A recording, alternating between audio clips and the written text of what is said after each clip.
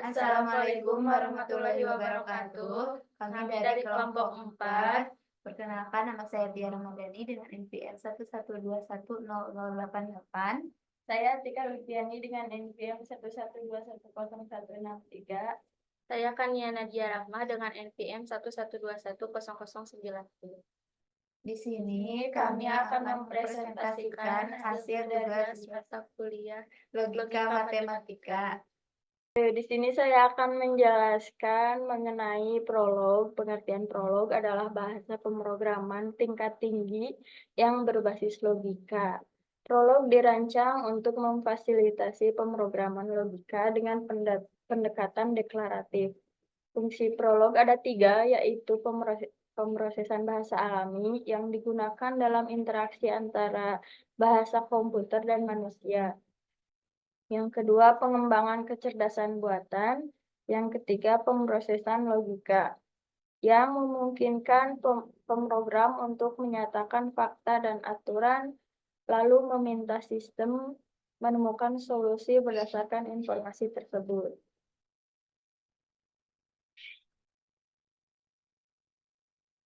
Algoritma yang digunakan dalam aplikasi Prolog terdiri dari logika dan kontrol. Logika yang dimaksud adalah fakta dan aturan yang menerangkan apa yang seharusnya dilakukan atau diperintahkan oleh user. Sedangkan kontrol adalah cara agar algoritma dapat diimplementasikan menggunakan aturan yang sudah dibuat. Di sini saya akan menjelaskan tutorial mendownload Sui Prolog. Teman-teman bisa search Sui Prolog.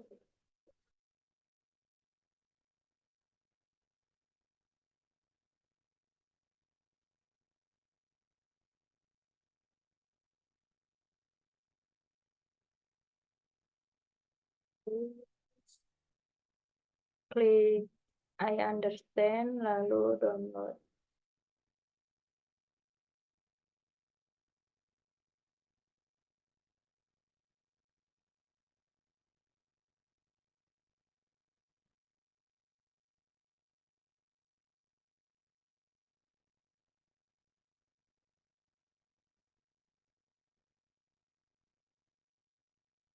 Setelah di-download, langsung bisa kita install.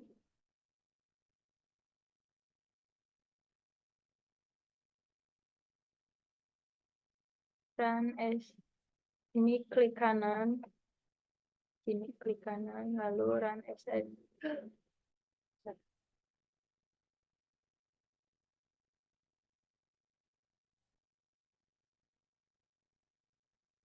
kanan, langsung run as administrator.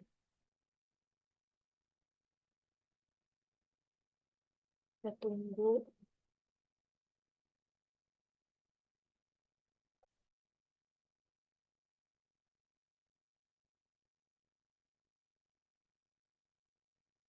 Klik B. Kemudian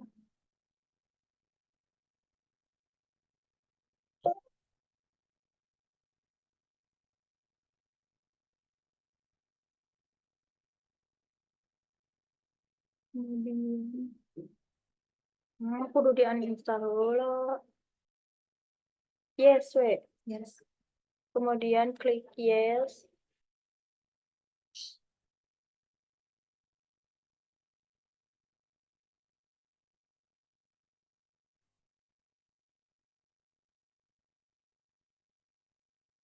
Mari kita tunggu. Mana loading nih? Kan ya nih. Assignment. Oh, tah. Aha. Lalu kita pilih next. Kemudian I agree. Ini next. Lalu next.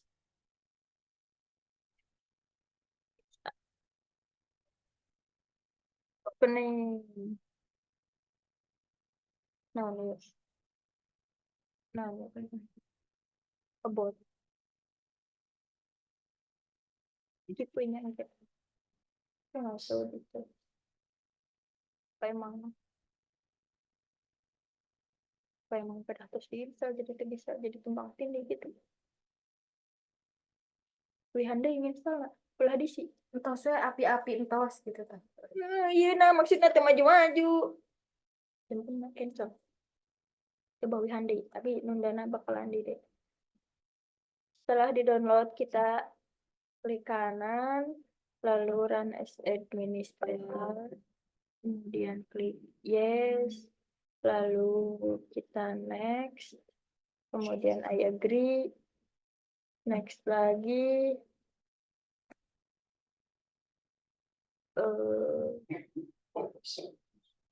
browse,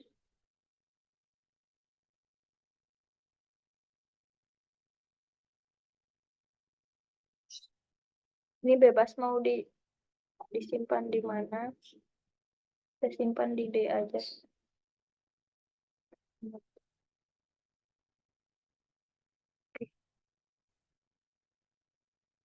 Lalu next, kemudian next, install. Kita tunggu.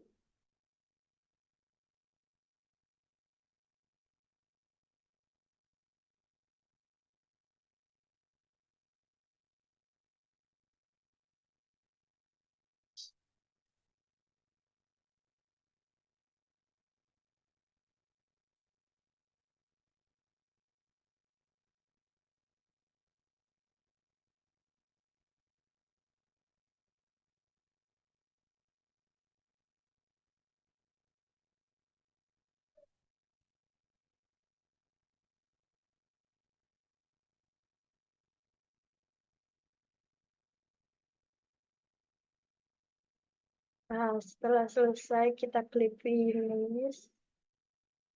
Lalu untuk toolsnya akan dijelaskan oleh teman saya. Baik, di sini saya akan menjelaskan sekilas mengenai tools yang ada di aplikasi SwiftProlog. Ini untuk tampilan awalnya, ini ya, welcome to SwiftProlog. Ini yang pertama ada file, di sini ada menu consult, edit, new, relaunch, modify file, navigator, exit, untuk keluar dari aplikasi. Sini misalkan kita akan mengedit file. Filenya misalkan di sini.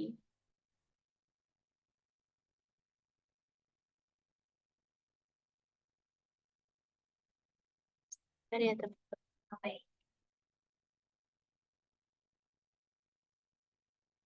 Nah, misalkan kita akan membuka file kursus.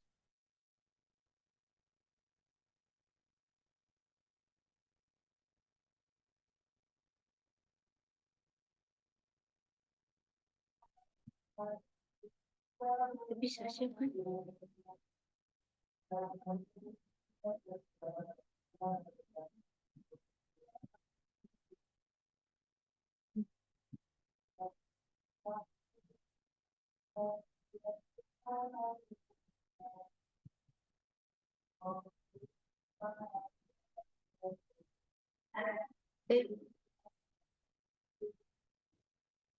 Nah, misalnya yang kursus ini bisa teman-teman edit atau apa gitu ya.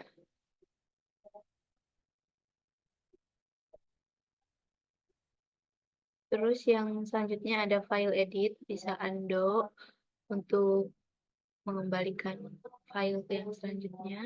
Copy, cut, paste, go to line. Misalkan teman-teman ingin ke baris 6. Nanti kita klik go to line. Misalkan nomor 6. 5 ya. Oke. Kita langsung akan ke nomor 5. Ini. Terus ada find untuk menemukan. Berarti teman-teman ingin menemukan mahasiswa gitu ya. Bisa editor, preference, dan brawl. Ada split window. Only window, berwarna kit, dan sebagainya. Nah, untuk menjalankan file, teman-teman ke menu compile. Itu ada map, compile butter, dan console selection. Ini ke menu kedua, compile butter.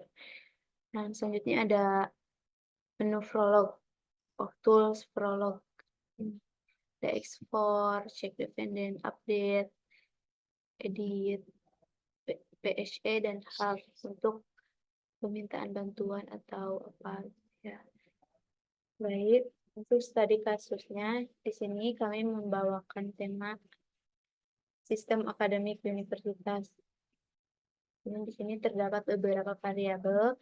Pertama ada variabel mahasiswa, simbolkan dengan X, mata kuliah disimbolkan dengan Y, dosen Z, dan terdaftar.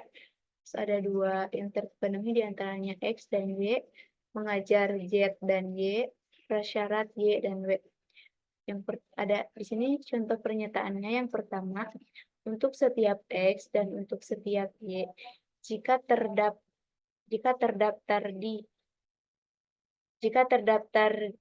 di Y, maka X adalah mahasiswa dan Y adalah mata kuliah.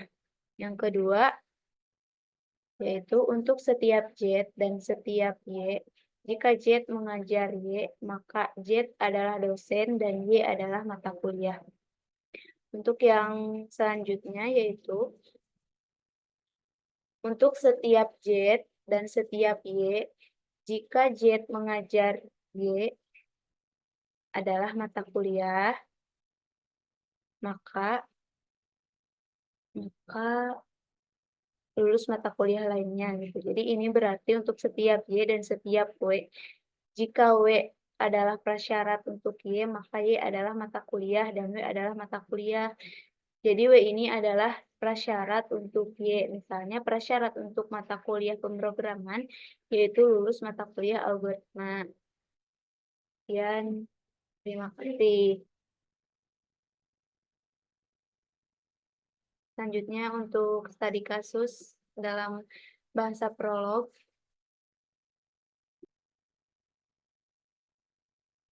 Baik, di sini saya akan menjelaskan terkait bagaimana cara implementasi bahasa prolog ke dalam kasus dunia nyata. Di sini kita mengambil judul Sistem Akademik Universitas, di mana terdapat 6 variabel. Yang pertama ada mahasiswa, kemudian mata kuliah, dosen, terdaftar, mengajar, dan prasyarat. Ini untuk mengeksekusi kode programnya, kita cukup mengklik compile, kemudian compile buffer, atau bisa juga di Ctrl C dan Ctrl T. Kemudian di sini untuk mengecek faktanya, kita masukkan saja dari koordinat sebelumnya. Pertama, kita coba terdaftar, John mengambil software algoritma. Kemudian kita cek enter. Kemudian bagaimana jika faktanya salah? Salahkan dan daftar.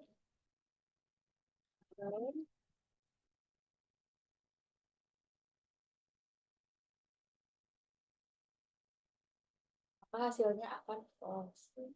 Kemudian bisa mengecek di sini mengajar. Dr. Smith itu mengajar mata kuliah algoritma. Lalu bagaimana jika kita panggil mengajar Dr. pemrograman?